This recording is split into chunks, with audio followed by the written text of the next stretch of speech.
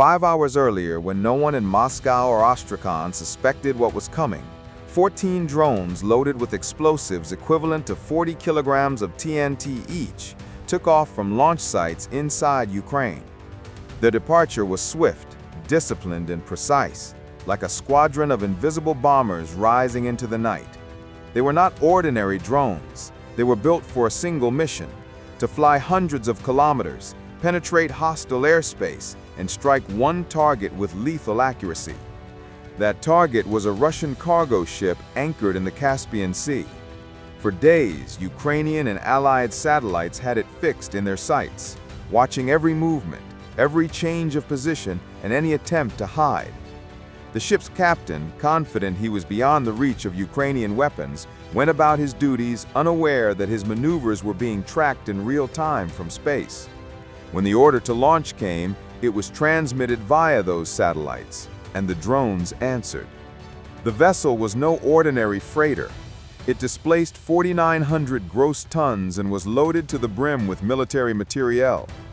On board were nearly 5,000 tons of Iranian-supplied supplies, components for Shahed 136 and Shahed 238 drones, electrical systems, avionics modules, gyroscopic sensors, navigation units, and crates of 122mm rockets. In campaign terms, this represented weeks' worth of drone strike capability, hundreds of aircraft awaiting assembly, and a huge arsenal ready to strike cities and frontline positions. The ship was the Port Olia 4, a 110-meter vessel operating under the Russian flag. Its captain chose the anchorage carefully.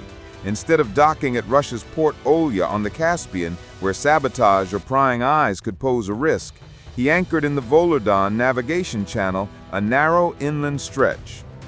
To him, it seemed the prudent choice, a way to reduce exposure.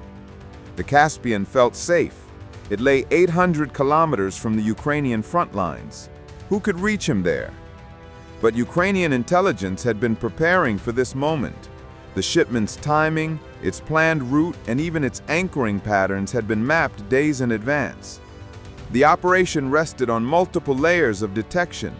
Japanese commercial satellites equipped with synthetic aperture radar, SAR, provided the first crucial pieces. Unlike optical sensors, SAR can see through clouds, track ships at night, and detect vessels even when their transponders are switched off. Analysts examined the radar returns, compared hull shape and anchor chain positioning, and confirmed that the Port Olia 4 was waiting offshore. Overlapping satellite passes revealed its drift angle and anchorage window, 4 to 6 hours, more than enough time for a carefully coordinated strike. Signals intelligence supplied the second layer. Emissions, communications, and silence indicated the ship was operating in a low-profile node, trying not to draw attention, but that silence also betrayed it. Ukrainian planners identified a window for a single-wave, multi-axis attack. The objective was clear: do not detonate the volatile cargo, instead sink the ship in a controlled manner and consign thousands of drone parts and rockets to the Caspian seabed. For this mission, Ukraine selected a package of long-range kamikaze UAVs based on the UJ-26ER platform. Built with composite airframes, they carried minimal radar signatures. Cruising at speeds between 150 and 180 kilometers per hour, they were fast enough to cover long distances while still slow enough to skim beneath radar detection. Their guidance systems combined GNSS, INSS, backed by electro-optical verification in the terminal phase. This way, even if GPS signals were jammed, the drones could still hit their targets. The warheads were around 40 kilograms, some fragmentation, others semi-penetrating, chosen for different effects, tearing open thin deck plates, rupturing ventilation ducts, fracturing beams, and puncturing the waterline to destabilize the ship. With extended fuel capacity, the UJ-26ER could fly up to 1,200 kilometers, enough to reach the Caspian. 15 drones composed the strike package, 14 assigned to the mission, 12 attackers plus 2 relays.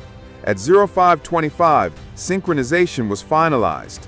The plan of action was divided into 4 axes. One group would approach from the stern starboard side to strike the engine room, ventilation ducts, and aft deck. Another would come from the bow port side to hit the bridge and forward compartments.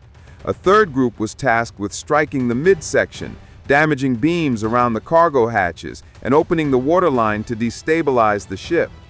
The final pair served as decoys, ready to detonate explosive barriers of tugboats or patrol craft attempted a rescue. At 0545, the drones lifted off in a multi-stage launch sequence from Ukrainian fields. Their 5-hour flight was carefully choreographed. Flying low, between 20 and 60 meters above the sea, they blended into radar clutter. 2 units flew higher, between 300 and 500 meters, acting as relays and maintaining visual control. To port security radars, their small composite bodies and slow speeds looked like harmless low-priority echoes. At 10:28 local time, the first drone struck. Its warhead exploded against the aft upper deck, blowing open plates around the engine's ventilation shaft. Fire tore through cable trays, causing short circuits and damage control systems. Fuel pumps and generators began to fail, and firefighting systems were compromised. Seconds later, the second drone hit the starboard waterline, partially penetrating the hull and flooding lower compartments. The third and fourth followed quickly. One smashed into a hatch cover, the other into the port waterline strip. Connections fractured, smoke and burning debris spread, and the ship began to list to starboard. Alarms blared on the bridge, and the captain declared an emergency. Port security dispatched 2 tugboats and a patrol craft, but before they arrived, the 5th drone hit the bow near the control room. Electrical panels short-circuited, plunging the bridge into darkness, with main power lost and systems running on battery backup. These drones were built for this. Each carried pre-programmed inertial paths in case of GNSS jamming, and their warheads were calibrated for different effects, some for immediate fragmentation, others with delayed fuses to punch cavities and fracture internal beams. Between 10:33 and 10:36, the 6th and 7th drones struck, tearing a massive breach into the starboard hull that accelerated flooding. At 10:38, with fires spreading and compartments filling with water, the crew abandoned ship in lifeboats as smoke poured from the stern. 2 Ukrainian drones were shot down by Russian defenses, but it was too late. At 10:41, the 8th drone slammed into the lower midship belt, increasing the list to 7 degrees. Flooding pumps were overwhelmed. The 9th and 10th followed, striking the stern shaft tunnel. Propulsion lines ruptured, and fuel oil spilled beneath the deck. Flames roared higher. The 11th and 12th drones detonated barrier explosives along the tugboat approach lanes, blocking any rescue attempt. The relay drones continued transmitting telemetry and recording the destruction in real time. Damage unfolded like falling dominoes. First the power loss, then pump system failure, followed by uncontrolled flooding. The ship listed further, and structural fatigue spread. By 10:50, the vessel was doomed. Hours later, it capsized. At 14:32, satellite images showed the Port Olia 4 sunk beneath the Caspian, smoke still rising from the stern.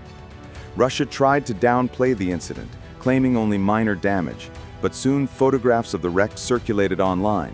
Open-source analysts geolocated the images using coastal structures, cranes, and even light poles to confirm the exact position of the wreck. Satellite imagers further confirmed that the smoke column was visible from 10 kilometers away. On August 14th, the Ukrainian General Staff confirmed what was already evident. The Port Olia 4 had been carrying Iranian UAV components and ammunition, and it had been sunk in a coordinated attack. Follow-up imagery from August 19 showed Russian attempts at salvage. The magnitude of the loss was colossal. Each Shahed production kit weighs around 200 kilograms, and with 5,000 tons on board, the ship had been carrying enough material for hundreds of drones. Each Shahed carries a 40-kilogram warhead. In total, the cargo was equivalent to more than 12,000 kilograms of explosives. But it wasn't just about numbers. Without avionics, navigation systems, and power units, Russia could not assemble these drones on a large scale. The strike didn't just sink a shipment, it sank weeks of planned bombardments by Moscow. Strategically, the attack shattered key assumptions. Russia believed the Caspian Sea was secure. Ukraine proved otherwise. An inland sea once considered untouchable had now become a vulnerable space. The insurance market reacted immediately, raising war risk premiums. AIS blackouts increased. Ships sailed with false identification signals, and the use of convoys slowed port operations. Each adaptive measure exposed new weaknesses. Alternative land routes were longer, and multiple transshipments drove up costs. On the diplomatic front, the effects rippled across the region.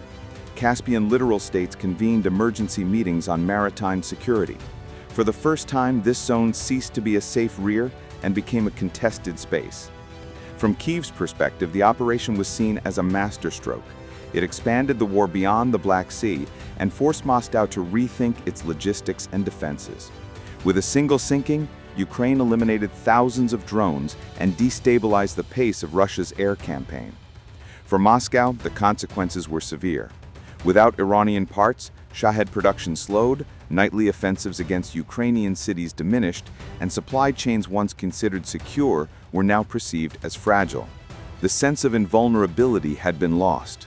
The sinking of the Port Olia 4 was not just the destruction of a vessel, it was a psychological blow, a logistical rupture, and proof that no rear area was beyond Ukraine's reach. The lesson was clear. In modern warfare, distance and geography matter less than determination, precision, and intelligence. What followed was uncertainty. If Ukraine had been able to strike once, it could do so again.